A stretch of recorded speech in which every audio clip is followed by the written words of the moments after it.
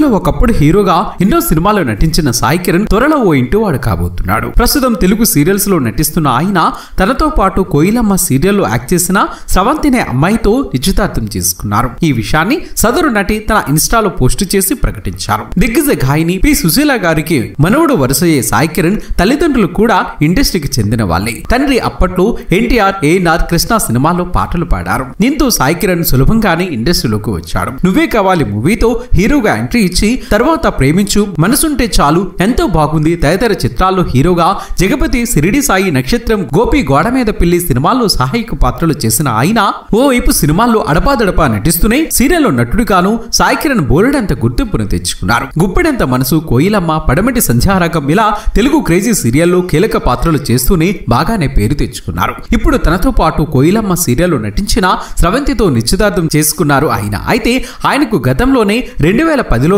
సాయి కిరణ్ గారికి ఆల్రెడీ వైష్ణవి అనే అమ్మాయితో వివాహమైంది. అంతేకాకుండా వీరికి ఒక పాప కూడా ఉందని తెలుస్తోంది. ఈ నేపథ్యంలో సాయి కిరణ్ గారు గతంలో ఒక ఇంటర్వ్యూలో తన మొదటి భార్య గురించి మాట్లాడిన అసలు నిజాలను ఇప్పుడు మనం తెలుసుకుందాం. వీడియో చాలా ఇంట్రెస్టింగ్ గా ఉంటుంది. ఇలాంటి ఎన్నో ఇన్ఫర్మేటివ్ వీడియోస్ కోసం మీ సపోర్ట్ గా జస్ట్ ఒక లైక్ చేయండి చాలు. మరి ఇక్కడ సాయి కిరణ్ ఫ్యాన్స్ ఎంతమంది ఉన్నారో ఫటాఫటా లైక్ కొట్టేయండి. హోటల్ మేనేజ్మెంట్ లో గ్రాడ్యుయేషన్ చేసి గోల్డ్ మెడల్ సాధించాను. చెల్లెలు BCA చేసి సాఫ్ట్వేర్ జాబ్ చేస్తోంది. డిగ్రీ పూర్తి కాగానే మళ్ళీ సినిమాల గురించి అడిగాను. వెంటనే నా ఫోటోలు అందరికీ ఇచ్చారు. మొట్టమొదటిగా ఒక ఛానల్లో, ఆ తర్వాత వారి బ్యానర్ లో నటించే అవకాశం వచ్చింది. నన్ను తెర మీద చూడగానే నాన్న కళ్ళల్లో ఆనంద బాష్పాలు ఇప్పటికే మనసులో పదిలంగా ఉన్నాయి. నేను సినిమాల్లోకి రావటం చూసి పిల్లల్ని చెడగొడుతున్నా అని అందరూ నాన్నను మందలిస్తూ ఉంటే నేను తప్పు చేస్తున్నానా అని నాన్న బాధపడేవారు. ఒక ఏడాది ప్రయత్నిద్దాం, సక్సెస్ సాధించకపోతే ఉద్యోగంలోకి వెళ్లిపోవాలి అన్నారు.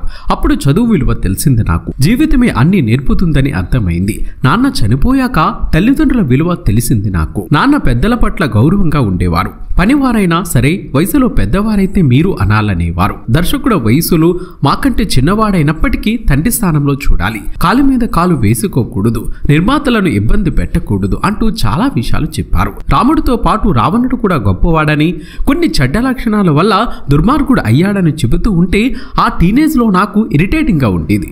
ఇప్పుడు నాలో ఆధ్యాత్మిక ధనం బాగా పెరిగింది. పురాణాలు, కథలు అన్ని తెలిసినందుకు సంతోషంగా ఉంటుంది. ఈ జీవిత ప్రయాణంలో నాన్న చెప్పిన విషయాలు మెదడులో చేరిపోయాయి. బాపుగారు తీసిన వెంకటేశ్వర వైభవంలో వెంకటేశ్వర స్వామి పాత్ర పోషించాను. ఒక రోజున బాపుగారిని కలిసినప్పుడు నాన్నతో పురాణ పాత్రలకు ప్రసిద్ధులైన ఎన్టీఆర్ లాంటి కుమారుణ్ణి కని ఇచ్చాం, థ్యాంక్స్ రామకృష్ణ అన్నారట.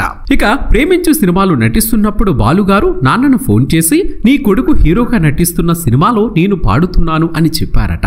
ఈ రెండు సంఘటనలు నాన్న ఎంతో ఆనందంగా నాకు చెప్పారు. శ్రీ శ్రీ శ్రీ పోతులూరి వీర బ్రహ్మేంద్ర స్వామి పాటల రికార్డింగ్ కు వెళ్లాను. ఎన్టీఆర్ నన్ను చూస్తూనే దానవీర సూరకర్ణ సినిమా సమయంలో పుట్టినవాడేనా అన్నారు. ఆ సినిమా పాటల రికార్డింగ్ సమయంలో నాన్న చాలా టెన్షన్ గా ఉన్నారట.